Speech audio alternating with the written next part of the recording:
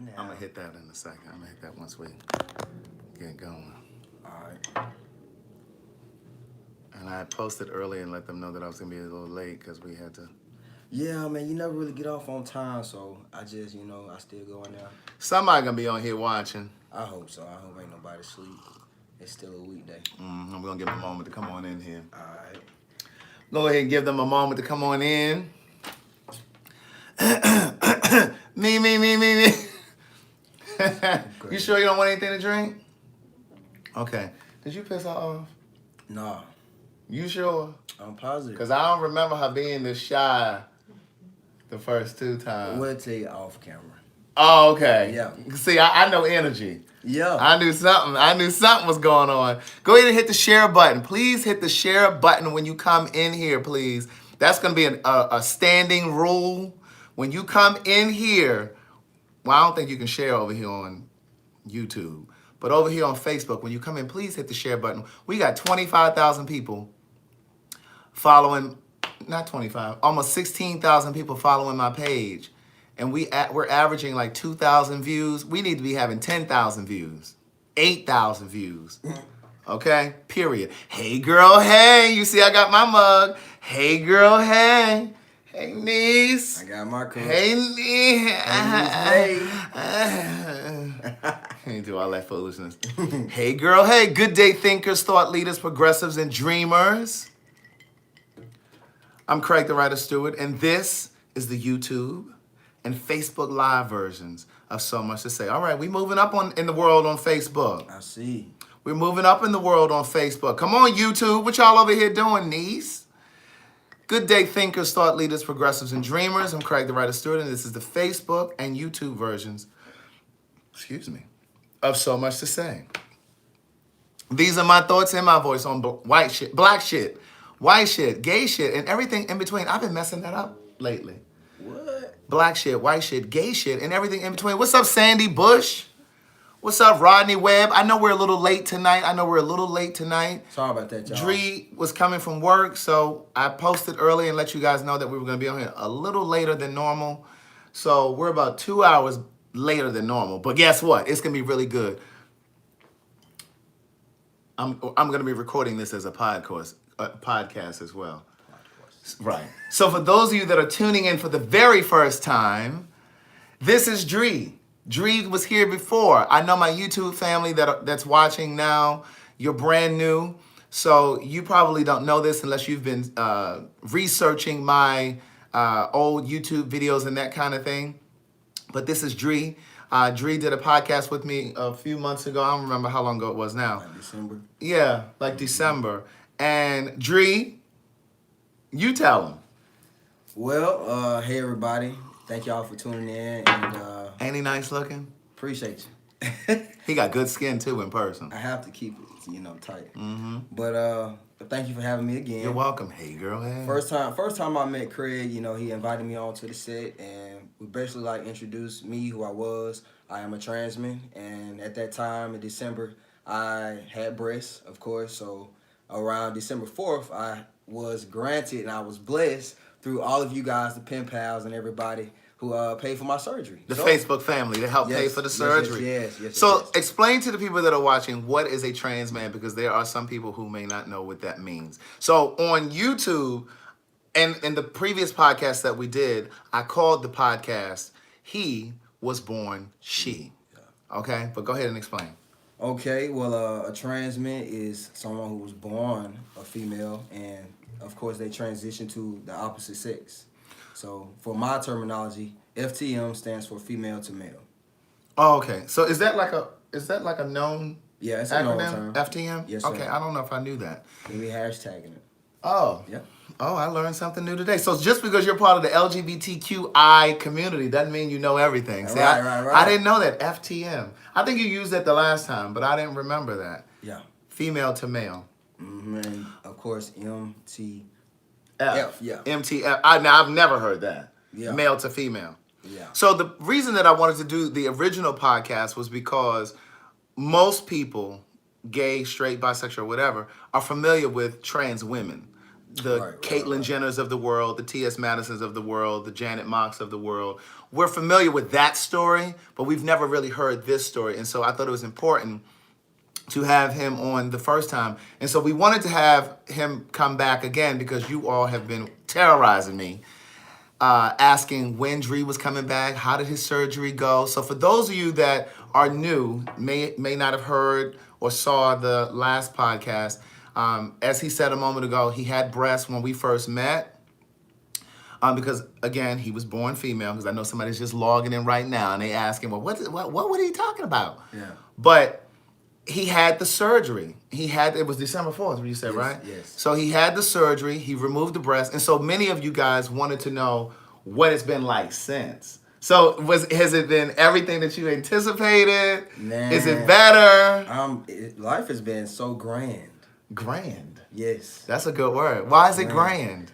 Grand because my transition period, that whole surgery was like a big goal of mine. Mm-hmm. And I went hard with it on another level, like just getting a closer relationship with God. You know what I'm saying? So just it happening, it gave me like another eye that I can do anything. Right. So now I'm me. I'm able to just do a little bit more. And another thing, Craig, like I'm able to just want to be around more people.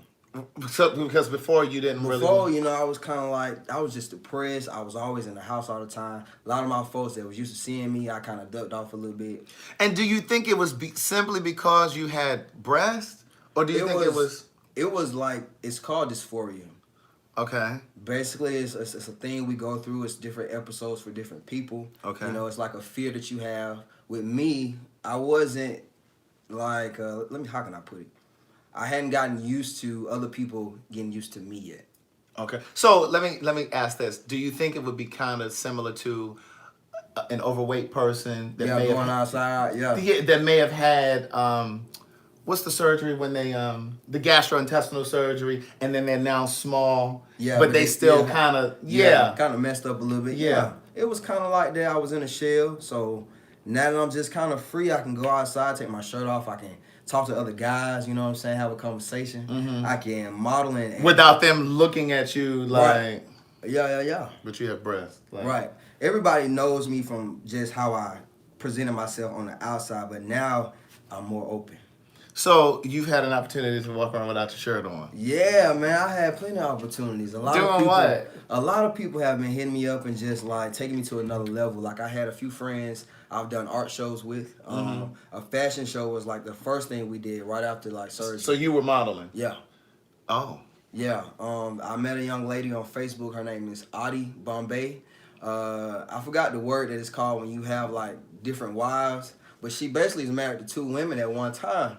And so all of them, they come together, they bring their ideas to the relationship. Like a polyamorous? Yeah, that's the word. Yeah. So like all of them together, you're going to see them doing everything. So they just engage other people into the community, basically. So with them, you know, they called me on board and they asked me, you know, Dree, you doing your thing, now we want you to come on board and do this show. And it was for her wife's birthday, actually. So it was good vibes. I got to connect with different folks, like overcome my fear, you know what I'm saying, of coming out. Walking again. So did it feel like a second coming out? Kinda, yeah, and that's crazy that you say that. Yeah, that's kind of what I label it. Now I know you got your girlfriend right here, your lady, your wife. How do you say wife? Wife. You got your wife over here. Yeah. Because I know she doesn't want to be on camera. She doesn't really want to be heard, even though the last time she kind of came out of her shell. No, I'm not. I was going to ask you to speak for her. Okay. So how has the experience been for her? Has she noticed a difference, or has it changed your relationship for the better, or has it been the same, or? It has gotten better. Yeah.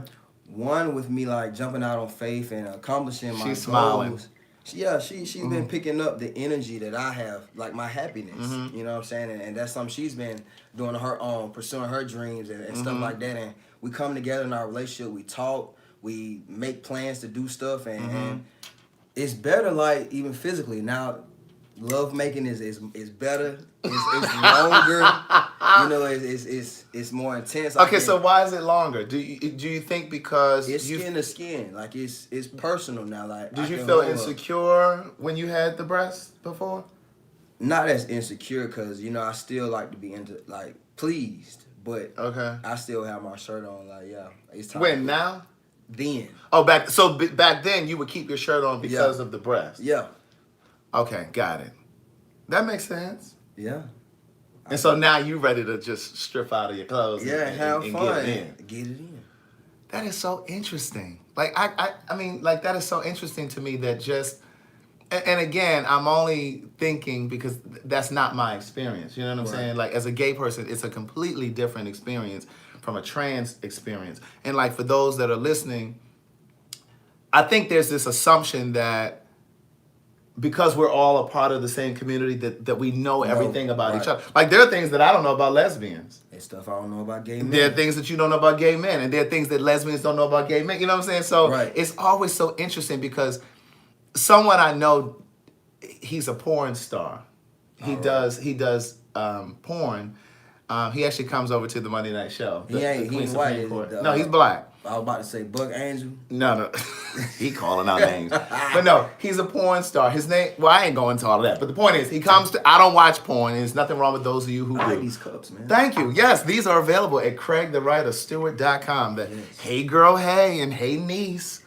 But he's a porn star, and I know him because he comes to the show, the Queen Supreme Court live show with T.S. Madison, and I'm the showrunner for the show. So he comes over there a lot.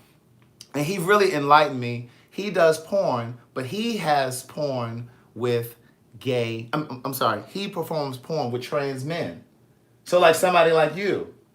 And that blew me away because I thought, especially from after having our conversation, our first conversation, you were saying that you never had sex with a guy, just like I've never had sex with a woman. I played with it and stuff, but you know. You should have kept on.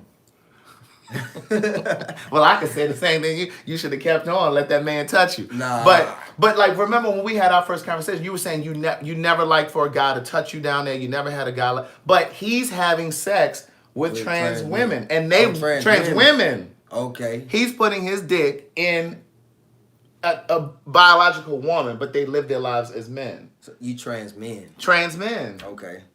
And I didn't know that there was a community of trans men who wanted to be inserted. Yeah, man. Because I know studs, like lesbian studs, who don't want you to touch their vagina. Period, yeah.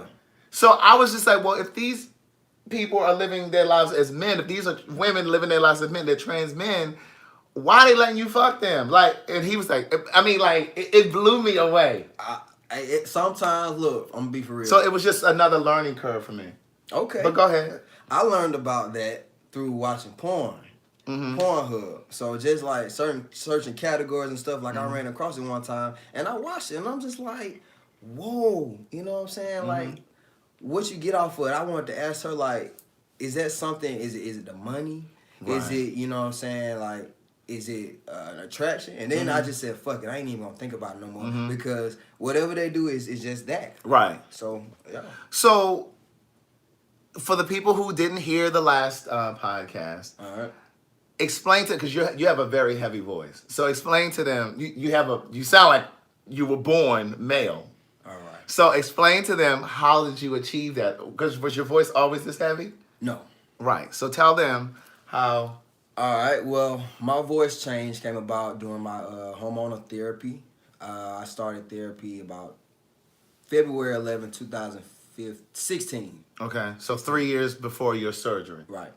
So I would say about 6 months in, you know, I'm on my injections and all that good stuff. Being consistent, my voice changed. In injections of like testosterone. Yes. And where do you? And I know you said this the last time, but where do you get your injections? My injections take place in my thigh. Okay. And for other guys, you know, they sometimes do in the buttocks. So wherever have you. And then as far as the beard. Oh, the beard game. The beard, I would say maybe like a year. Because I had a buddy I met through a Facebook group, just, you know, reaching out, support or whatever. And he had been transitioning way before me, but he hadn't had no hair. So a conversation with him, we were talking about DNA, how it tied into the transition period. And for some guys it's been on, you know, they might not get the beard. So it's just genetics, puberty, whatever. So as far as your surgery, I know you had the surgery on December 4th. What was the recovery process like? Was it very painful after the fact? No, not at all. Really? Yeah, and I had her try to tell me a couple times I need to sit down. Hold on 1 second. I think your wife has a question. She didn't reach over here for the pad. Did you want me to ask her a specific question? Go hand it to me. What is Pen it? pad? Let me see. She don't want to be on camera. She don't want y'all to hear. She reached over here. It was for you. Oh, it was for you. She said, "Talk about your Adam's apple." Somebody said you don't have one. Okay, so yeah. For real, Somebody in the comments just said that. So it wasn't painful. No. Correct. No, not at all. My doctor was a good doctor. He took care of me. He didn't like overdose me or anything like that. Because some of them pills I didn't take. I just don't like to be, doped up. Right. But I didn't have that much pain. I had to invest in a compressor, a chest binder thing. So that kind of helped form my chest over time. But like That was after the surgery? after the surgery. So how long recovery after? mode. Okay, so how long after the surgery could you put that? Because it wasn't painful to put that on? Mm-mm. So you could put that on right away? Right away. Okay. So go ahead. Wifey said, tell them about the Adam's apple. Somebody say you don't have one. Somebody online? Yeah, somebody in here said, well, you could tell that he was a woman. People always act like they knew. You wouldn't have known anything. You would have thought this is a boy. Like when I said born a boy, I should say. But when I first met Dree, one of the things that I said, if you remember this, You gonna talk about my eyelashes? yes, Yeah. he has beautiful eyes. And if I saw him in the street, I would have thought he was a natural born male, but I would have thought You thought I was gay. I would have thought he was a gay male, and I'd have tried to holler. That's what I said. So now, what's the thing about the Adam's apple? What do you want me to say? Or what's the question? Are you asking for me to tell them when it came in, or I didn't really notice it like that? It does. It has come in. But here's the thing. This is what I was going to say a moment ago. Somebody said, well, I could tell because he doesn't have an Adam's apple. You couldn't tell nothing. Like, people always try to act like they knew. You didn't know. You wouldn't have known. But it's fun to do that. Right. Like that. Right. But yeah, it started to come in. I think so the testosterone helps with that as well. So it was the voice, the beard, Yeah. and the Adam's apple. The Adam's apple, I don't really know that much about. I didn't, like I said, I didn't pay attention to it. Right. My transition wasn't like a big thing. So. Right. And see, I know like in the case of trans women, like Bruce Jenner, when he transitioned. Man, I saw him on TV the other day, man. I was like, golly. What about it? What in the world? Like, okay, let me start. Their mom is beautiful, you know what I'm saying? The line is amazing. But like, now, when I first seen him when he came out with his transition, when she came out with her transition, the physical change hadn't taken place. So you could still kind of see him. But now it's kind of like, I think you got too much work done because you ain't looking like how you supposed to be. Because one of the things he did, and this is what made me think about it, one of the things he did before he transitioned was he had his Adam's apple shaved down. Whoa, I didn't even know that. Yeah, he had it shaved down. That was when the tabloids really caught on. Okay. Because they saw him, and was I'm deep. saying him because at the time he was still Bruce. Right. Pronouns, we understand. Right. So at the time they caught him coming from that clinic or that hospital having that surgery. The tabloids and they caught him, and he had the bandage around his neck where he had the. He couldn't explain that one, but right. Yeah. And my thing is, it just seemed. I'm saying he because at the time, Kim Dupree, he was still male. He hadn't transitioned. In the car. And I always wondered like how painful that was. Like if that felt painful, like you know what I'm saying? Was it painful swallowing or eating and you know what I'm saying? He probably went through a little change. I'm sure. So I can only imagine. So how has your I guess your family or friends, your social circle, has that changed any? Since you've removed your breast? Yeah, I've gained a lot more trans guy friends. Really? Yeah, a lot more networking, like business level. Like I'm in a group now on Facebook where a lot of us are like-minded with businessmen. We got the same goals, and you know what I'm saying? We're motivating each other. It's just engagement.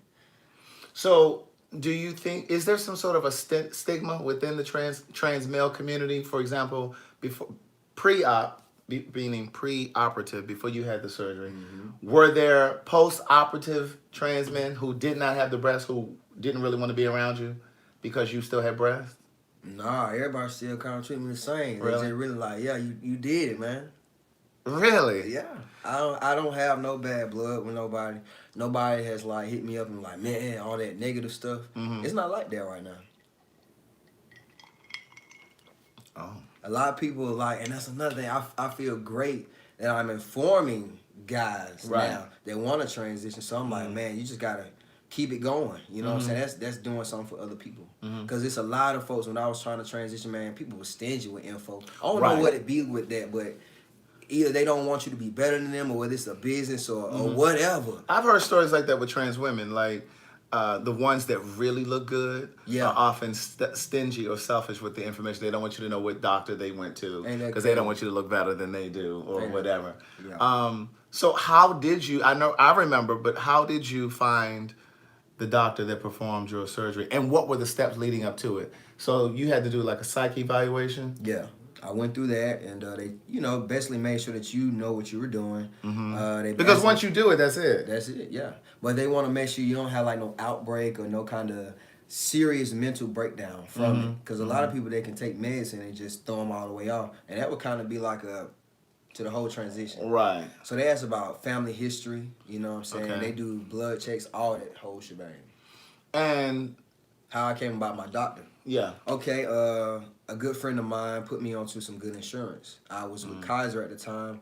They are the only good coverage right now that's doing transgender services. Because a lot of these other insurances, typically, they don't want to pay for nothing, nor do they want to offer anything. So, and it's another thing, we as people don't really read the fine prints and know what we're paying for to really help ourselves. So, just doing research, like I said the last podcast, Kaiser is the best. And with my doctor, my actual doctor, Dr. Lopez, Daniel Lopez, he put me on to the surgeon, and his name is Max Yeslev.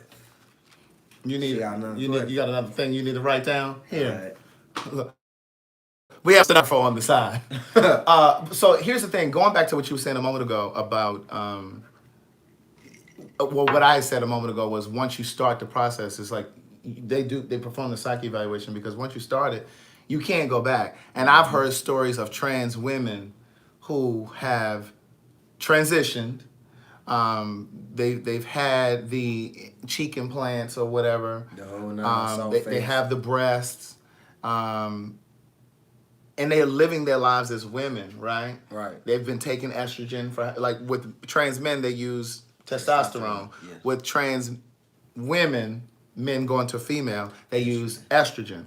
And so I've heard stories of trans women who started making the transition and regretted it I knew you about to and say didn't that. want to do it anymore. I It's seen like that. they didn't think about, because what I will say is, and this is just ostensibly, I don't know the trans experience, but just at first glance, I would say that there's a lot more to it when you're transitioning from male to female as opposed to female to male. Yeah. Because you want your beard, you know what I'm saying? But with a trans woman, They gotta tone everything. you got to tone everything Right down. Yeah. So like you have to keep the facial hair gone. So that's like electrolysis. However often you need to do that. If you're a natural born man that grows facial hair, like if I was to transition, I'd have to get electrolysis but some men don't get facial hair.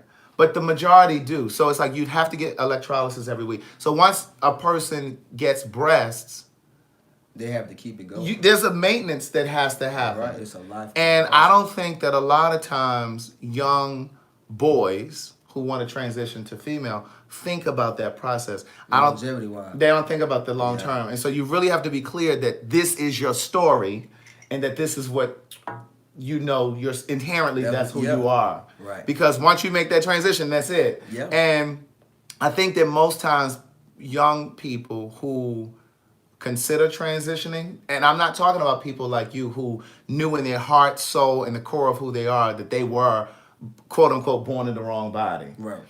I'm talking about those who are like, oh, that's interesting. Maybe I want to do that. You know what I mean? I don't think it's trendy. I don't think they really think about what it's going to look like when they're 50. Not even what it looked like, what In it 60. feel like. Right. Where And you you gonna still be at. need to go and get Support, all support that, man. and just all of that stuff. Like you still should be taking your hormones or, whatever, Right. even 30 years down the line. Right. I heard a story. There's a guy, you probably know this guy. He's on Instagram, Joanne the Scammer. And some of you, I'm sure, he light skinned. he light skinned with the blonde wig, and he's he always acts like he's a white woman. Well, I heard him on a podcast last year sometime, and he was basically saying that, and it was so interesting to me. He was saying, he was saying in that podcast that when he came into the gay community, is he gay? He is gay, but when he came into the gay community, he was ushered in by a lot of trans women. A lot of trans women and drag queens were his friends. Okay. So he was influenced by that. And he almost went through the process of transitioning. Not because he, like you, felt like they were born in the wrong body, but because he was influenced. That was his influence. So what made him what stopped? And what happened was his mom said to him, "I think you really need to think about this. I think you really need to think about this." And he thought about it and he didn't do it. And in this podcast that I heard, he said that he's glad that he didn't, because that's not who he is. He just loves trans women, and that's who his friends were. Right. And similarly, when I came into this community, the gay men that ushered me in were all older. And I write about this in my first book. They were all older, and just for clarity and just for purposes of illustrating the story, they were all pretty effeminate. And so my understanding of what gay meant, looked, and felt like what you saw was what I saw. I thought that's what it had to look like. Okay. And so here I was, 20, maybe 3 or 4 or 5 or something, and I had platinum blonde hair. And this is when Cisco from Drew Hill was the only one walking around with platinum blonde hair. I had platinum blonde hair because I thought that's what it meant to be gay. Well, ain't it crazy how times and things change? And I had to find my niche. I had to find my place, and I had to find the gay me. I had to find I had to find out who I was as a gay person. And I realized that blonde hair was not me. Right. You know what I'm saying? And I think that sometimes, and I've had this conversation before with other gay male friends, especially those that have migrated to Atlanta from someplace else. Yeah, you know, because Atlanta is a gay mecca, even more so than San Francisco. Right. At one point, San Francisco was the highest concentrated city with gay men, gay population. But Atlanta, by far now, is that city. Right. Black gay men, Hispanic gay men, white, whatever. And I think sometimes, especially when I'm out, and I'm such an observer, and I'm always watching people, you know, whether I'm at the gym or whether I'm at someplace having drinks, I'm a people watcher. All right. And when I moved away, and before I moved back to Atlanta, I had been gone for an entire year, so I had never touched Georgia's soil. A lot of stuff changed, I bet. And and so when I came back, and I remember being out and I was having drinks with people, and I remember thinking like, God, all of the gay men in Atlanta are so gay. And there's nothing wrong with that, so don't email me, bashing me. That's not what I'm saying. Yeah. What I'm saying is it felt like it was a city full of clones. Like everybody was throwing this imaginary hair. They were tucking this imaginary hair behind their ears, and they were just throwing their bangs back like as if they really had hair, but they didn't. But then I also noticed that there were more men that were carrying like these quote unquote man bags. I'm about to say they were just it was I was just like everything was real like open. Right. It was like, was it like this when I lived here before? It maybe, and I was like, it had to have been like that when I lived here before. I just didn't notice it because I was living in the bubble. But it wasn't until I moved away and came back and I realized how effeminate. And I'm saying all of this to say, I think sometimes it's almost about assimilation. Elaborate. Like, some of those men may not have been that effeminate. Right. They were just being that effeminate because they were around. It's almost like you think that's what it means to be gay. Right. So you just over the top do it. And just like I was saying about me getting the platinum hair when I was in my 20s. Platinum hair is not even my thing, but because that's what I saw, my friend, that was my environment dictated that. And so sometimes when I see gay men, I'm like, because then when you go home to your family, you're not carrying on like that. Right. That's crazy. They live in a. You know what I mean? It's like you're just adapting to your surroundings. That's why you gotta watch out who you around. Right. So I just think that if it's your story, you have to know that it's really your story, and you have to. So how did you know that you were trans? How did you know that you weren't just a lesbian I knew and just a stud? Well, I knew I just wasn't no lesbian because I still hadn't. I love the way you said. I knew I wasn't no lesbian. I still hadn't had like no tendency to look at guys. You know what I'm saying?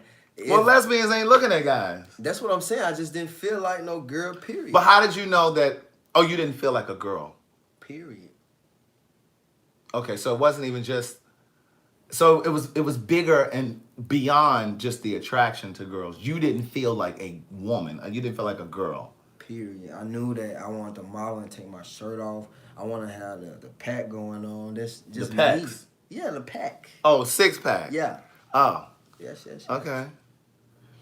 Oh wow. I mean, like, so what would you say to some young person who is trans and they're feeling trapped in a body that they don't feel comfortable in, and maybe feeling like they don't want to socialize, like you were saying, you socialize more now that you've had the surgery, where before you were more of a recluse. What would you say to a young person, like somebody that's 13? That's 13. That's deep, man. All right. That's really deep. I would say be alert. Just pay attention. And when you don't feel right, just pay attention. When you just don't feel right about something, it just won't let go of you, and you know you can do something about it, do it. If you know that you need to be happy, don't think about nobody else. Just focus on you. 13 is kind of young, but Right. there's some 13s out there Absolutely. I've seen. I've And seen them younger than I've that. seen a lot, and I'm still young. But Because tell them how old you are. I'm 28. Mm-hmm. 28. I feel old, but I still feel young. You know, I feel like I feel like I'm really 18 since my surgery. Really? Yeah. So you feel renewed. You feel. Yes. So I you feel like your lifestyle. But that was what Caitlyn said. Caitlyn Jenner. Yeah. And I'm just saying that just because, you know, I know Prime example. everybody knows that, right? But she said the same thing. She said it's like her life just started over. And I think when she transitioned, I think she was like 70 or something. Don't quote me. But she was older or in her 60s somewhere. Got to be, yeah. But I think she's 70. But she was saying that she just feels like she's just starting her life. And she's just like, you know, to think that it took her that long to really begin to live, and she doesn't know how much longer she's actually going to live. Right. But it's like she felt like she robbed herself, you know? But it might have had taken that trial and error. Yeah. You know? So what would you say to the parents? Parents of trans children.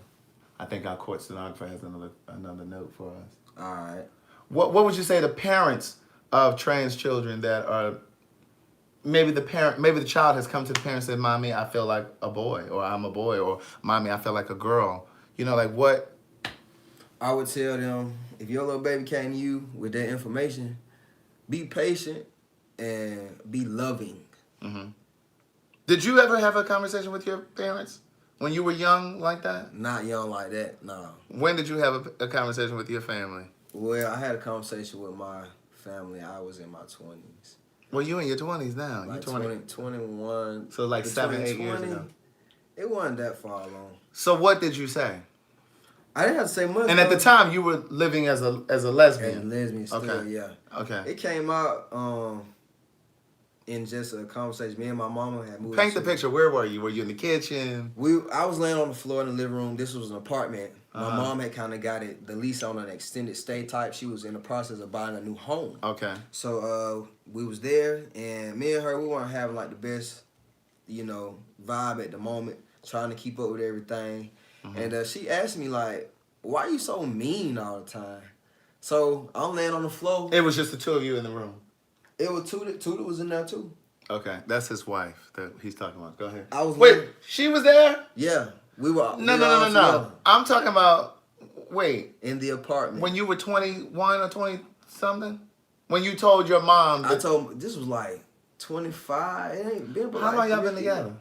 It'll be 4 years on March 28th. That's our anniversary. So you had your first conversation with your mom about transitioning. Okay. And you were how old? Like 25. It ain't been but 3 years. So about 3 years. Okay, so what happened when you were 21? You said like 21 something. I'm thinking you talking about lesbian wife. Oh, no. I want to know about the trans part. The trans part didn't come till later on in my life. Okay. And I'm like 25. It's within that 3-year time span. It just was me, my mama, and Tootie. You know what I'm saying? Okay. Rocking it out. Like I said, my mom was in a new house. Okay. It was in an apartment on Covenant Highway. Okay. And she just said, flatline, man, why you so mean all the time? And, you know, she would still address me as she. And The pronouns are important. yeah, and at that time, like, she didn't know. Did that bother you? Yes, it Okay. did early. And I learned, you know what I'm saying? But when she would say that, I was just like, ugh. Like, and what- I'd walk off Uh-huh. versus really like how I was doing in the beginning. Like, I would have some words with my mom, not cursing words. Right, but you would kind of. Yeah, it was just like crazy, man. Like, I look now back on what was going on. Like, Mm-hmm. it was crazy. But when she asked me why I'm so mean, I flatlined. I said, you know, we want to know why? I said, because I'm a trans man, I'm transitioning. And she said, what you talking about? She was in the kitchen. So I just had to tell her, I said, Mom, you know, this is what I'm doing. And yeah. And what did she say? She said, well, just be careful. She started asking me about what's it going to do long term. Like, we got into the whole shebang. And that's when I was doing my research, reading my bottles from the pharmacy about, like, the side effects. Of the testosterone? Yeah. Okay. So Go ahead. at that time, from laying on the floor, it kind of was like a relief because I was able to go ahead and just inform her what was going on. As you were learning. As I was learning, about how to get control of those hormones overtaking my body and trying to deal with everything I was going through and just keep it together and hold it in. But So share with them what some of the side effects are of using testosterone over time. Before you tell me that, though, I'll share with you guys, like with trans women, like a person that's born male and goes to female, when they take testosterone, estrogen, when they take estrogen, over time, it can cause a little sensitivity down there. It can cause that, but it can also cause the testicles to shrink and crystallize. So oftentimes, even if the trans woman doesn't have her penis removed, she'll gonna lose all she'll this- castrate. She'll get castrated. She'll have the nuts, the scrotum. I couldn't think of the word, the proper word. She'll have those removed because over then time they they can can form. crystallize. So what do you what's the long-term effects of testosterone, if any? Well, the long-term effects, I'm speaking for myself because, you know, everybody's different. For me, when I first started, I had a lot of mood swings. I was kind of aggressive at times, and I couldn't really, like, get control of stuff. Like, just putting different chemicals in my body, I had to learn how to get on a routine. I had to learn how to take shots. I had to learn. So you different- do your own shots? Yeah. In the beginning, I didn't. Her cousin is a nurse. So she would do them? Yeah. She had it going on for me. And how often do you do the shots? Every day? every week. Oh, every week. So once a week. Once a week. Okay, so that's not, because I'm wondering, like, if you had to do that like every day, I was thinking like insulin with like diabetes or No. something. I'm like, what if she's not available? Like, what do you do? You know what I mean? But That's once a what week. happened. That's what eventually led me to just going to get myself. Cause I'm like, man, you're a grown man, bro. You got to learn to do this yourself. And so you started doing, so you do it I yourself went now. on YouTube and, you know what I'm saying, a couple Everything doctors is on did- YouTube. It is, but it's there. And it's for you to just grab advantage.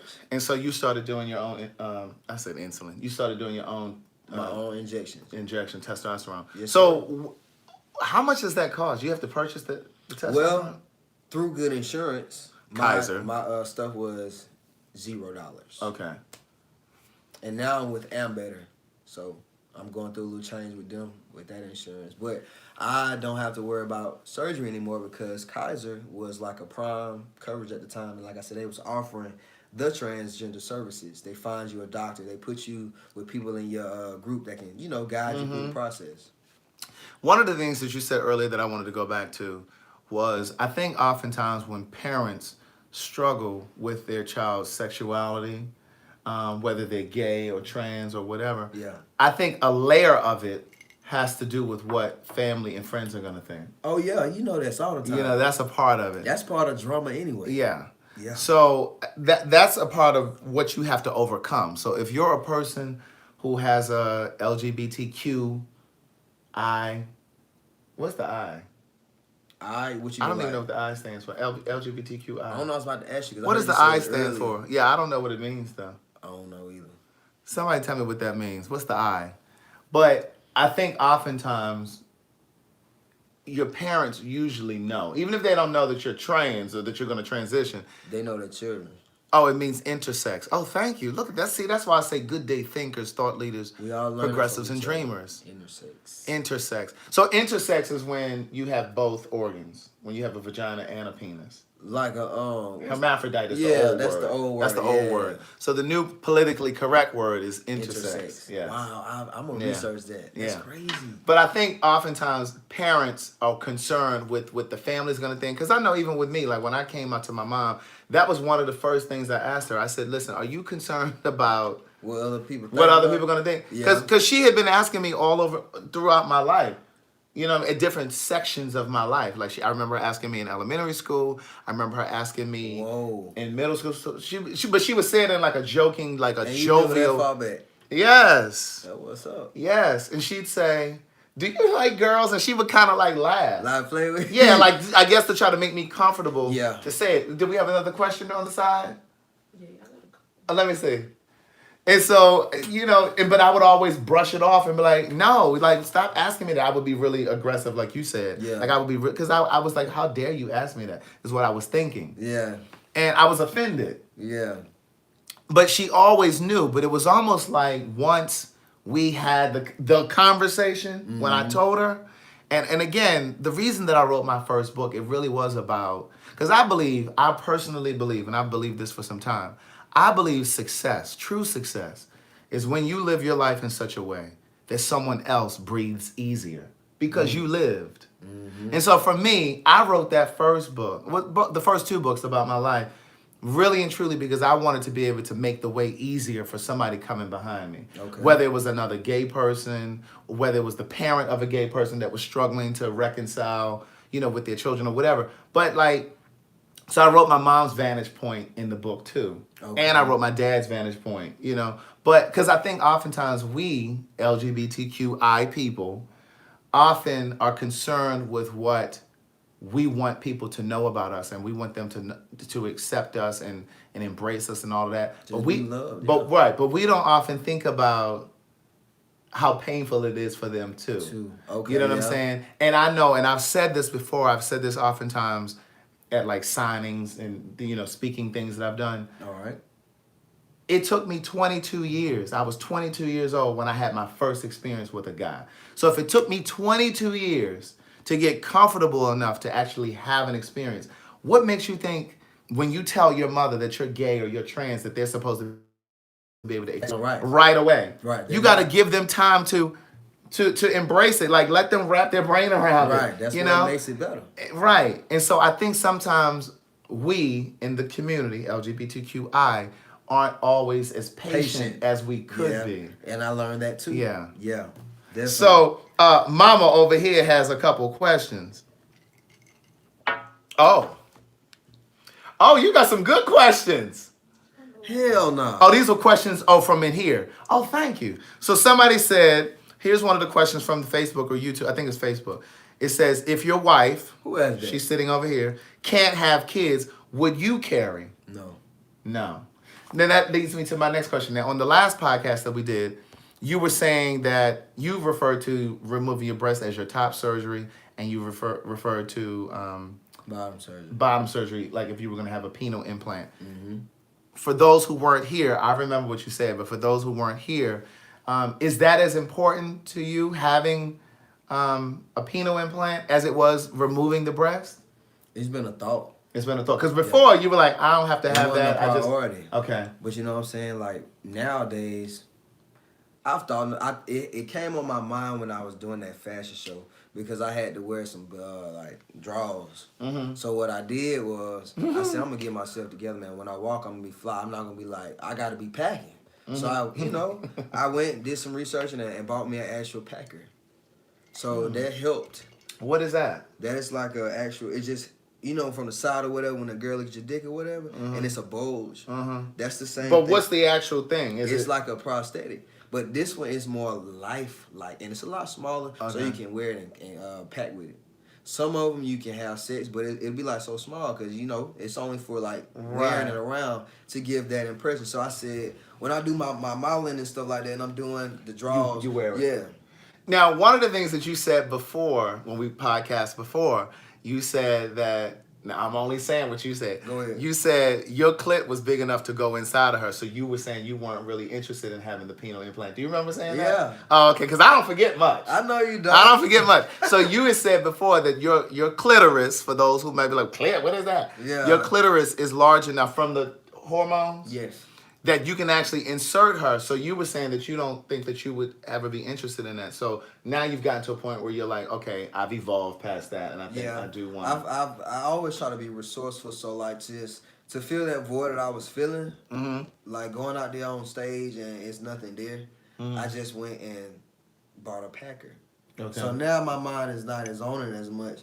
I still enjoy sex with her. You know what I'm saying? I don't have no complaints. I like how I'm being formed down there. I talk to a lot of my close niggas and they don't have what I have going on. So just to connect and be able to be open with them about stuff like that, it made me feel good, Okay.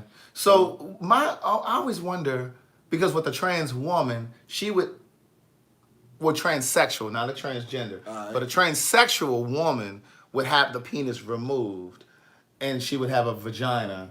And I've heard different stories, from documentaries or whatever, say, because I do know one woman, I do know a transsexual who had her penis removed, and she said that she does feel a sensation, she feels it. So That's great. Okay. But I always wonder if a trans man was to have a penile implant, would he feel the sensation? Really? Just how science is, that like the implant, the latest thing I saw, it wasn't in the United States though. It was in the UK.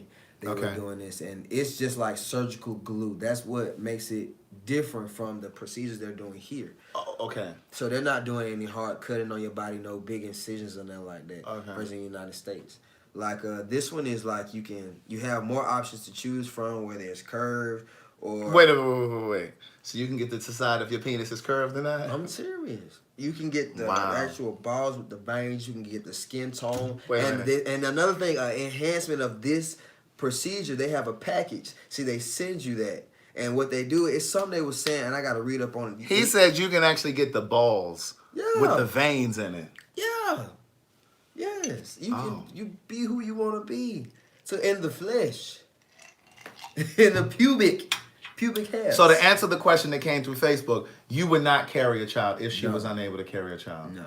Because again, he said he feels like a man. He's never felt or identified as a woman. So I can understand that. Somebody asked, will you do bottom surgery? We just kind of answered that. All right. So you've been considering that. How much would bottom surgery cost? And I know it would vary. It would be just like going to a car dealership. You go to one dealership, they're going to give you one price. You go to another. So I'm sure it varies based on doctor and country. Yeah.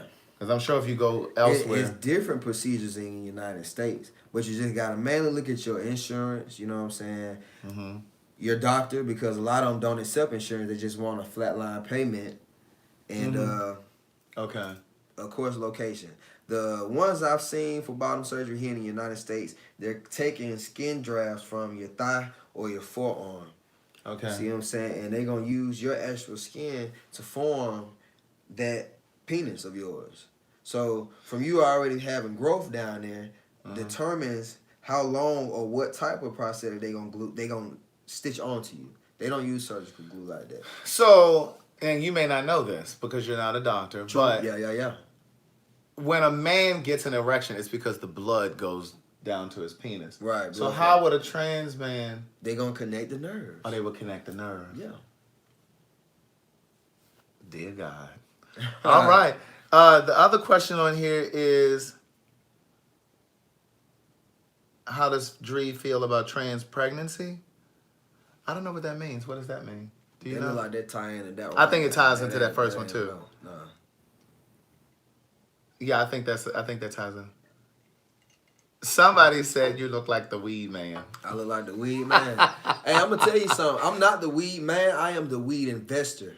I'm smart about how I'm moving about myself in life now. I am a user of weed, a consumer of it, but I'm thinking beyond the point, and tried to invest in it. I'm linking up with different people in different markets. So longevity wise, like I always think long term. When I get old, I want to be able to sit back and look at everybody else that I've blessed. You know what I'm saying? Everybody that helped me to get along where I'm at. Like that's now. That's what I'm doing now. That's what I'm working on. Since my surgery, I've been repairing things like my life. Thinking about my mom and my girl. I got to take care of them. A lot of my friends and family, like they got dreams and stuff like that, and I feel I haven't been as supportive. And it ain't that I'm not trying to; it's just that I've been trying to get myself together. So once I do get up there, you can't get from a cup that's half full. So right, you have to get situated, yeah, and then you can pour into. exactly. That's all. That's what I want to do. So have you all considered kids? Yeah, we done talked about it. And how would you do? Do you have kids? Okay, so you don't have kids right now. Yeah, no kids. So what? Why are you smiling? You ready for kids? I am. You know, I am. I love kids. We got plenty of nieces and nephews. For right now. For right now. So how would you go about the process? Would you do a surrogate? Well, you don't need a surrogate because I'm imagining she would carry. Right. Excuse me. So would you do? The goal that we had talked about. This is when we first met. You know what I'm saying? And the conversation came up. We were gonna use my dad, but like I said last time, I remember that. It didn't. Me and him. Because the relationship with your dad is contentious, so that's not. It ain't an option now. Yeah. Interesting. So when do you foresee having kids? Well, she done gave me a timeline. She's ready. She's ready for marriage. She's ready to have kids, and I am too. Like I said, long term. That's why I'm working hard now, so we can do those things. Like I want to be able to take vacations and have kids and be able to spend time with them because that's something I didn't have. See what I'm saying? So I'm just putting in that work now, man. I got a big vision. So December 4th was the surgery. That was the surgery. How long did it take for it to actually heal? Well, within the months, I would say I'm still seeing a doctor. Like I stopped seeing my surgeon. My last appointment was like January, February, a little bit before that time. It's not that like much to recover from. It's just everything like it's just the stitching. Yeah. So it's gone. It's done. I'm done. Yeah. So the stitches that they used, were they stitches that dissolved, or they were stitches that you had to go and take them out? These out. Yeah. Okay. Yeah. I already know y'all gonna have to see my chest. I was gonna say, do you want to show them? You don't have to. I'll show my chest. You want to show them? Because I want to see. If you didn't want to show them, I would have cut it off and we could have stopped. Did y'all want to? I know they want to see. I'm not even gonna ask them. All right, just to see how it looks. Yeah. All right, ain't no thing. You see how? Oh. So my doctor. Oh, you know come right here so they can see you on YouTube. Yes. I mean, like, the only thing I had trouble with was nerve sensation in this, and this is one that gave me the most hell. What you mean nerve sensation? Like, it was still like hard, the tissue. Okay. So I had to do a lot of rubbing over time, and it's still kind of numb. So like, you just massaged it to kind of soften the tissue. It up. And in the beginning, I couldn't do none of that. What you laughing at? That thing right there, like that. I couldn't do that in the beginning. Oh wait, do it again. Oh. Yeah. You tickled yourself. I thought you saw a comment. Nah, man, I can't even see that far. Oh, okay. But just to see like how my body had healed over time, like when I get cuts and scratches, I heal pretty good. Right, you but know? that was major surgery though. It was, yeah. And I remember before you were saying that you were working on like building your chest, like working. Yeah, I done slacked off because I've been trying to grind, so I haven't had no time. Yeah, I know I'm kind of Oh, okay. It's all good though. That's awesome. Yes. Well, listen, I think that we've heard all that we need to hear. Are there any other questions? Anything that we need to say? Forever speak now, forever hold your peace. Thank you for listening to this podcast. If this is your first time, please share this podcast with your friends, your family, your network. It is a free podcast. Please subscribe to this podcast. We're available on Apple Podcasts, SoundCloud, Spotify, Google Play, Stitcher, TuneIn, YouTube, wherever you can listen to a podcast. And remember, we're here each and every Monday morning at 10 a.m. Eastern Standard Time. You wanted to say something to them before before I get off of here? Yes. For the ones that donated to me, I forgot. I left the paperwork in the car. I will go get it and I'll be posting it back on Facebook. But the thing of it was, right after you guys had blessed me so much, man, I took my notes and I said I'm just gonna show that gratitude. So I went and I had actual art prints of my beautiful paintings made. It's some art that I call schiz art. It's devoted to my mom. She's schizophrenic. So I thought that, with y'all helping me out, I want to show y'all who I am and what I do. I paint portraits. I do tattoos. Art is me. So the point of my paintings is just to make the person who sees it just go, wow. I just want to wow people. You know what I'm saying? I get a lot of requests for memorial type tattoos of people that have had family members to pass. So for me to be able to help you while you're mourning, that made me feel good. And I'm using what he gave me. My granddad told me, man, he said, you need to get some insurance on your hands. And when he said it, I didn't know what he was talking about. But as I've gotten older, as I've gotten closer to God, as I've known me, I'm so much happier. I'm ready to project. I can tell you're lighter. You're a lot lighter. Like Yes. your spirit is lighter. Okay, I'm talking too much. Let me get back to the pen pals. Okay, so the thing was, I took the pleasure out. I connected with some of the people, but some of the others, I don't have your addresses. So for the ones who know you donated to me, reach out to me. Because I could not find y'all. I was trying to go back and forth through Craig page, Instagram, and trying to pinpoint y'all, but it's crucial because this was a goal that I was supposed to knock out in by Christmas after the surgery, but like the Christmas cards got old and I didn't have the funds to really give back like I wanted to. I'm gonna be sending a package with probably a better quality of new paintings that I'm gonna do to kind of just show y'all what I got going on. I want to have some shirts made, and I'm also working on coupons. So for the ones that donated, y'all can tap into my brand and just benefit. So tell them how to find you on social media. Okay. 'Cause somebody is asking, do you have a tattoo shop? No, I don't. Not at the moment. It's in motion. I've been writing a business plan for about 5 years now, and I'm still working on it. God's still working with me. So tell them how they can find your social media. My social media. All right. Instagram, you guys can follow me at Tattoos by Dree. Also for Twitter, I am at Tattoos by Dree. For my second page for my art paintings, you guys can find me at Blue Arts by Dree. I'm also on Facebook under Tattoos by Dree. And Dree is DRI. Yes, sir. DRI. So again, thank you for listening to this podcast. Please share it. Be safe. Keep loving yourself. Yes, sir. Now we can still talk here, but I just wanted to end that podcast. All right. But are there any questions? Do you guys have any questions? Otherwise, I'm gonna let Dree go. So that thank y'all for tuning in. Look, Valerie is in Huntsville, Alabama. She said, Dree, I want a tat on my foot. I'll travel. All right, then. That's a blessing. Come on down. Let me know. Craig's supposed to be getting a tap, but he done flaked out on me. Listen, I'm not doing that. Uh-huh. I was supposed to get it on my hand. I was going to get TheWriter. But I changed What my if we mind. just do the stencil? That's Dead ass. Let's just do the stencil. And then we're going to play like you got it.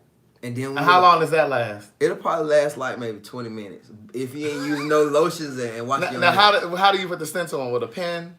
They have tattoo pens, surgical pens, so it ain't like you just use Wait, it. it feel like a real tattoo? No, it's just like a pen. But the Oh. thing with it is it's got like a special type of product where it's not contaminating the skin. Okay, I can try that. But the stencil paper has the same backing that the pen has in it. So all we do is how you wanted your font, your script, we print it out like the TypeWriter font. We Okay. adjust it to the size that you want it for your hand. Okay. And we'll run it through the machine, or you can do it by hand and trace it, and it's gonna come on the back. All right, we can do that. You cool with that? We can do that. All right. All right. So somebody's asking, and I know BJ. BJ is in Florida. BJ is a trans woman. So she said, what age did Dree begin to acknowledge his trans identity? Around like 23. When I was in college, I got exposed to trans people, but I wasn't like heavy into doing it. I didn't become heavy into want to transition until I wanted to model, and the guy was like, bruh, what is that? It kind of made me feel like I was restricted because at that time, what stud model walking around exposing themselves. And it wasn't a lot of casting calls for studs that want to, go full-fledged. Right. And, Well, I think I shared with you before, one of my favorite shows is Queen Sugar. Queen shit, yeah, I done heard of that. And there's a trans male on the show. Well, he was a cop, right? He was a cop. Yeah. And he's actually trans in real life, but the character on the show was trans as well. Right. And I was just like, wow, that was fast. That was groundbreaking for them to actually have that on the show. Yeah. Somebody have a trans character on the show. Breaking barriers. Right. Yeah. So somebody said, I had a question for Dree. I was just wondering if puberty was traumatic for him, and if he would have preferred to have suppressed it and avoided it if he knew back then he wanted to transition. Definitely, yes. If I had known then that wasn't no way I could have known, but if I had the resources then to transition earlier in my age, I think I would have been like a little bit more better physically on some of my changes. You know what I'm saying? But it's a timing for everything, so I'm not really upset about how young or how old I was, but yeah. Somebody's asking, where are you located? My daughter wants to have her first tattoo. Awesome. I'm in Hapeville by the Dwarf House. The Chick-fil-A. So they could come to you do it at your house. We have a home studio. And I'm going to tell you a story. So me and Booty did some advertisement. Booty is his girlfriend, his wife. Yes, sir. We trying to do some advertisement, so we put a sign in the ground to promote our brands, and it didn't stick. So I said, I'm gonna put it on the pole out there. So long story short, the county came and took it down in a disguise. Oh, really? Yeah. Me and him had some words because he snatched and he fucked up my sign. So I'm just like, bro, I said, fuck you, man. He was like, it's still there. Oh, I'm not racist. I love everybody. But the thing, yeah. So anyway, following that, I got a knock on the door from 12. And you know they're going to come deep when they come for you. But anyway, there was a white cop, a black cop, and a female black cop. So the only one talking was a black cop, and he was like, I heard you was around here doing tattoos. So I'm like... Out of your house. Yeah, I'm like, yeah. You know, I didn't approach with no attitude, but he was like, you know, you got to have a tax Levi business for it. And I hit him with the, you know, the professional like thing. Y'all ain't going to try me. I said, I know what it takes to open up. I know, you know, right now I'm not in a position to be doing it, but if you come in, I'm all set up. And the goal is to have an actual shop, a solid place. I've been through so many shops, man, and none of them was like a real home. Right. Some of them I had bad blood, and some of them just like, man, like, why didn't it work? But it's a learning experience. Like, I know what I don't want in the shop. Right now, like I said, engaging with people in the community, I'm networking. It's going to happen. I'm going to open up a shop. It's going to have, like, a studio in there. Other people can come and jump on and branch out and show what they got going on and showcase. We're located he's in Atlanta. Hapeville is the city. Atlanta. I mean, Hapeville in Georgia. Yes. Hapeville, Georgia. But, so if you're interested in him doing the tattoo, what's the Facebook again? Tattoos by Dree. It's all really just Tattoos that by name. Dree. Yes. And remember, Dree is DRI.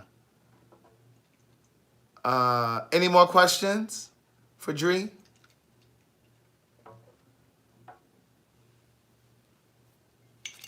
I have my daughter named under a Hello Kitty set of cherries, and I have my aunt who passed away. A memorial tat. Oh, it went up on me. I'm not getting no tattoo. I'm gonna do the little. You gonna do the stencil and rock? All right. And that's gonna be it.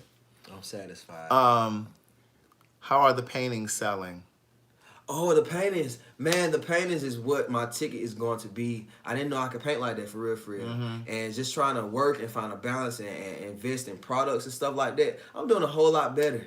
I've been like attending webinars and linking up with different artists when I go out to these shows just to see how I can better myself. Like the big thing now I'm working on is my art prints. That's what's drawing in the sales. And for the originals, I'm using them just to promote. Okay. I linked up with another lady. Shout out to Ferg.Capone on Instagram. It's a young lady. She just opened up a venue on Riverdale Road. And she's giving a lot of other people in our community, blacks in the gay community, a chance to showcase their artwork. And it's not just about art. She's doing school charities. She's doing events for the community. She's doing like wings expos. People that's out there doing different things and they're not really getting a chance to show. Right. So somebody asked, do you do cover-up tattoos? Yes, I love cover-ups. And you had talked about that before. You were saying that, well, it wasn't so much about cover-ups, but you were just saying that there is a difference in tattooing black skin and white skin. Definitely. Because you can't, you have a little more room, a little flexibility with black skin. Yeah. Because if you make a little mistake, you can kind of shade it. You gotta shade it because it can blend in or cover up in the skin color. But all tattoos, you really want to go in like it's your skin. You have to think about everything. You have to think about the needles that you're going to use to execute the tattoo based on that skin tone of that person. You got to think about the inks. If that person's skin can take that ink, Right. they're going to get an allergic reaction. Yes, he does tattoo cover up. Somebody over here on YouTube talking about they need to cover up.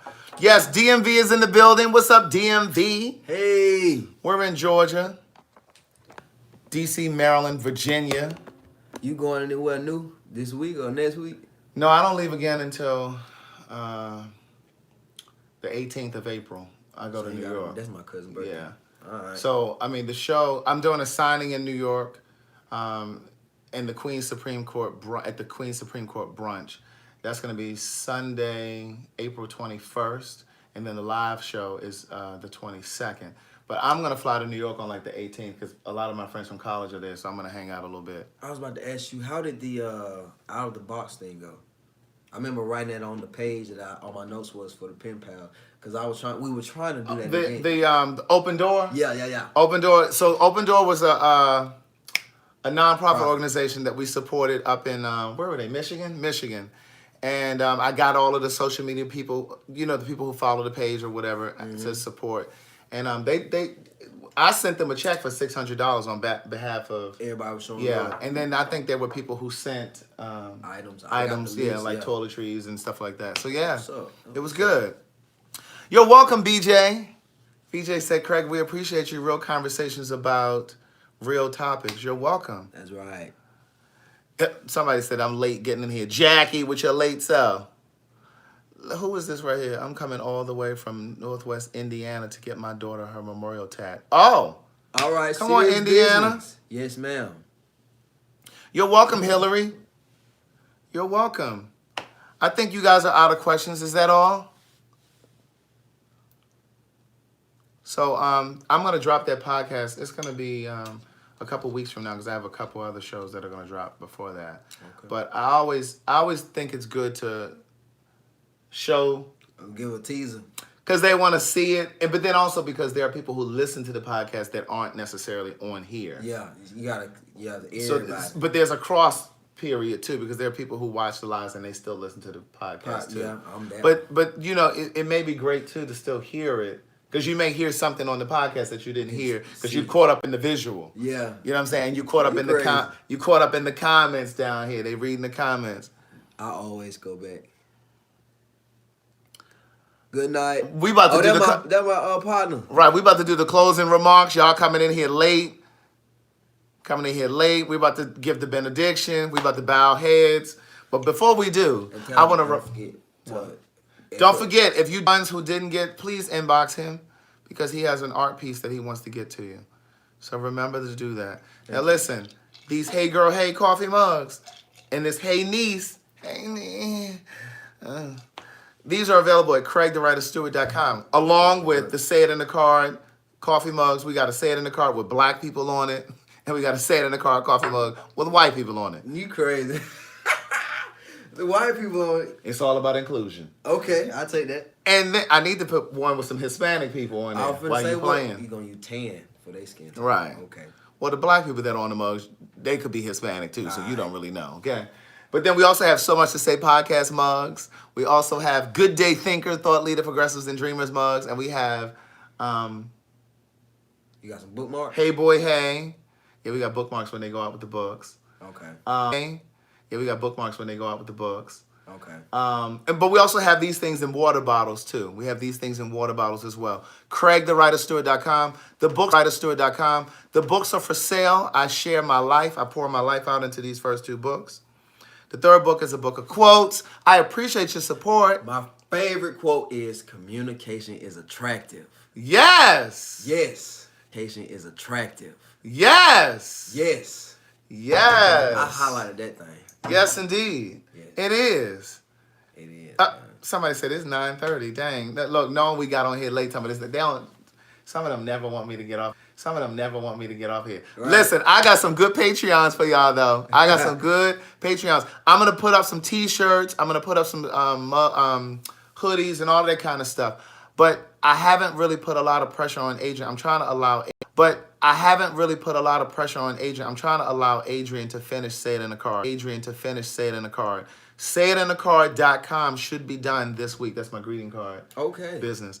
So that should be done this week. So Adrian is working on that. So I'm trying not to bog him down. Carolette has been asking about T-shirts. Bog him down. Carolette has been asking about T-shirts. I see Tiffany Smith Bell asking. about hoodies. I haven't forgotten. It's just that Adrian is working. I'm trying to get this thing done first, this website, and it takes a lot of work. So he and I have been talking. You're going to see a part of our conversation. I'm going to post the Patreon. You're going to see a part of our conversation. I'm going to post the Patreon. I'll probably post it tomorrow though. I got some Patreon stuff that. Oh, and I did a voiceover. I did a voiceover today. So that's on the Patreon the next Patreon that I'm going to post. Keon's mother was funny, right? That I'm going to post. Keon's mother was funny, right? I've been putting in that work. Listen, one book is $20. Thank you, Denzel. 2, 36, 354.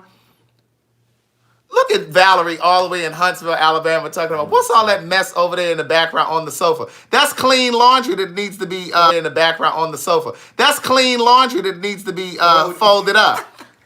Folded up. Look, see, that's clean laundry over there that needs to be folded up. Valerie is so nosy. This is what I was trying to sleep over when you get over here. Right. Like everybody in here together. Right. Yeah. I was trying to sit strategically.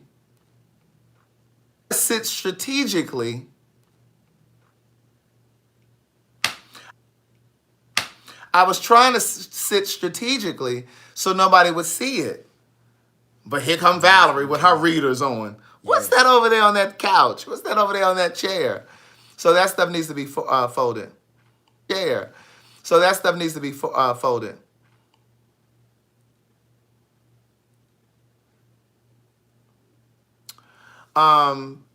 Something else I was going to say. But yeah, so that's it. So I will add the other stuff, and I know Marika's been asking me about socks. You love to fold clothes, Lynn Wolf Mitchell? Well, listen, niece, you right here in Georgia. You stopped me one day in the place. I'm like, hey, girl, hey. Listen, come on over here and fold this stuff. I hate folding. I do too, boy. I don't mind. I hate folding. I do too, boy. I don't mind washing and drying it, but I can't stand folding. I hate folding. Y'all want me to post the Patreon tonight? I'll post it tonight. Can you do?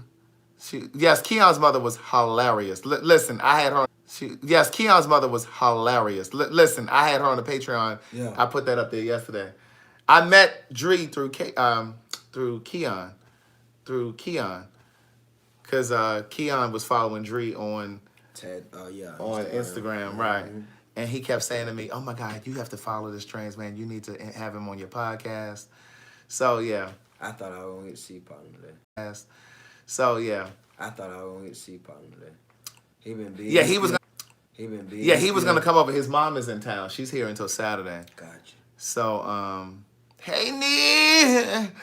You crazy. But yeah, so listen, you know how to get the coffee mugs and all that stuff. Somebody said that folding is the best part. I hate folding. Stop. Thank you, Byron. Please send somebody over here to fold my stuff. I just need somebody to come fold the clothes. That's it. Just come fold the clothes. They don't sit there long like days, do they? That's been over there for a couple of days. Don't go ahead. I thought on the one. That's been there for. And look, I'll go ahead. I thought on the one. That's been there for. And look, I'll come out here and pull underwear and put them on. Put them on. I'll walk out here I'll dry off in the shower. Instead of folding them up, I put them right back in there for a little while until I decide, okay, I'm gonna do that today. And I don't get to it. And I'll dry off in the shower. Mm-hmm. And you love what voice, Lynn? I'll dry off in the shower. I already got my mind what I'm finna put on. Right. I'll cream my skin. Yeah, right. And then I'll cream my skin. Yeah, right. And then I'll come out here naked and grab me some underwear and I'll put them on. Right. And put them on, go on about your day. Yeah. Yeah. I only like getting it out of the dryer. I have to do that. I haven't done a ringtone that says, Hey, Nia. Ringtone that says, hey, Nia. What you want me to just say that? Somebody, Harlem Dane says, I'm a trans man. Okay, yeah, we just had a whole conversation How with you doing? Oh, you love the old lady's voice. What the last part I say? I know y'all would. What the last part I say? I know y'all would. It says, bless both of y'all. I know y'all will soar to the top. That's right. To the top. That's right. Don't come on, let me see. Been longer than a couple of days. Somebody said keep them in the basket so you can put it up in the closet when people are too hard on the live stream so they don't know. Right. I usually try to move it too hard on the live stream so they don't know. Right. I usually try to move it to a different chair so nobody will see it. But they said this they house too. Right. Somebody will always see in the background. I was trying to hide that so nobody could see that. Is that Aaliyah? I forgot how she pronounced.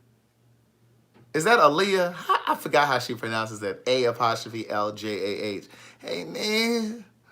Yeah, we got our Hey Girl. I got my Hey Girl, Hey mug. They came in the mail today. All right. I'm on my last sip. And that Hey Niece. Great cocktail. Hey, Octavia. Really, Valerie? So listen, we have a Hey Girl, Hey ringtone over in Apple Music. Apple, yeah. And we have a Good Day Thinker, Thought Leader, Progressive, and Dreamer ringtone as well. They're $1.29 these. You got a ringtone? Yes. That what's up? Yes. What black man you know got a ringtone? It says, hey girl, hey. That's Hey, all girl, right right hey. there. Hey girl, hey. Girl, I said, hey girl, hey. I know you hear this phone ringing. She got people looking all at her, the phone just going off. Girl, pick up the phone. Yeah. So it says something like that. That's all right there. But yeah. Octavia Rivers, did you get my message? I didn't get a message from you, niece. Listen, I'm going to tell you what I need. You know, we gifted some books last night. Deborah Davis, you never inboxed me your shipping address. Somebody, Avriel DuVernay, gifted you a book. And then Willie Taylor, you cashed at me $20 for one book. And you never sent me, Willie Taylor was in, I think the last address. and you never sent me your address. Kim. Really? Kim. So it's like, I'm looking around and look, don't be trying to act like I didn't want to send you your book. And then y'all be trying to terrorize me on social media, talking about, yeah, he collected money and didn't send people their book. Right. You don't want that, real. We trying to. No. Willie Taylor, where you at? Effort. We need y'all to please hit us back. Right. I'm looking all over. So I'm looking on my email, looking through my website. I'm thinking somebody wanted to purchase a book. Somebody wanted to purchase a book. 1 is 20, 2 36, 3 54. But listen, we're about to get off here. You guys have an amazing night. I'm supposed to do another podcast tomorrow night at 9 p.m. So I should be on here tomorrow night at 9. Right, Hillary. 2 weeks from now, Willie gonna be like, where's my book, Craig? You ain't never sent me my book. And I'm like, who? What? It's gonna come. But I've noticed that when people inbox me, when we're not connected on Facebook, when they inbox me on Facebook, it doesn't always come through, even on the filtered message side. I've been looking for it. They've been having problems on Facebook. Yeah, man. They really have. Good night, Angie Winder. What's up, Baltimore? What's up, Baltimore, my hometown? DMV. Oh, Valerie just cashed at me $20 to bless somebody with a book. Hey, girl, hey, thanks, Valerie. I'm going to go ahead and gift that book to Kendrick Rogers because he's trying to swoop in and get Willie's book that Willie paid for. So, Kendrick Rogers, do me a favor. Don't inbox me on Facebook because it's been having problems. Email me your shipping address from my website. Go to CraigTheWriterStewart.com. Okay, and go to CraigTheWriterStewart.com. Just give me your name and your address, and I know that that's the book that Valerie just gifted. Valerie, thank you so much. She only did that because she pointed out my laundry over there, so she felt bad. She felt bad. So that's why she did it. All right, Hillary, good night. Listen, we're about to go. Have an amazing night. Brush your teeth, floss your teeth, brush your tongue. Yes. Don't forget to share this video over there on Facebook, y'all. Share the video. All right? If you're in the bed right now with Doritos, get up. And wipe them Doritos crumbs out of your bed. And on your fingers. Right. And brush your teeth. Yes. You got all that stuff down in the grooves of your tongue. Oh, Grandpa, oh, Kyle just gifted $20 for another book. Is there somebody else who needed a book? Is there some, that if you already have the books, I'm not talking to you. I'm talking about somebody brand new that doesn't have any of the books. Is there some? Y'all need to get them Oh, books, man. Beautiful Butterfly. The message just came up on YouTube. She says, I'm new to your channel. I would love to get your books. Are they all on Amazon? They are all on Amazon, Beautiful Butterfly. But guess what? Someone just gifted a book, and I'm gonna gift it to you. Awesome. Thank you, Barbara Lee Paul, for sharing the video. So Beautiful Butterfly, if you would, please go to my website, CraigTheWriterStewart.com, and just inbox me your shipping address. I need a physical address, not a P.O. box. I need a physical address, niece. And then if you would, I need a physical address, niece. And then if you would, you can go over to Amazon and purchase the other two since we're gifting you one, Beautiful Butterfly. But Beautiful Butterfly, I need you to tell me your name because I know that's not your real name. Mm-hmm. So when you go to my website, CraigTheWriterStewart.com, please inbox me. Yeah, that was Sheena Dread Fry Cuts. She said I need a book. Well, niece, that's all of the gifted books that I had. But you can purchase them. One is $20, $236, $354. My Cash App ID is TheWriter. TheWriter. And then just send me your shipping address through my website, www.CraigTheWriterStewart.com. Yeah, Amy, I thought about you the other day. You've been missing. I haven't seen you in a while in here. All right? So listen, you guys have an amazing night. That's right. If you came in at the end of the video, please go back to the beginning because we had some good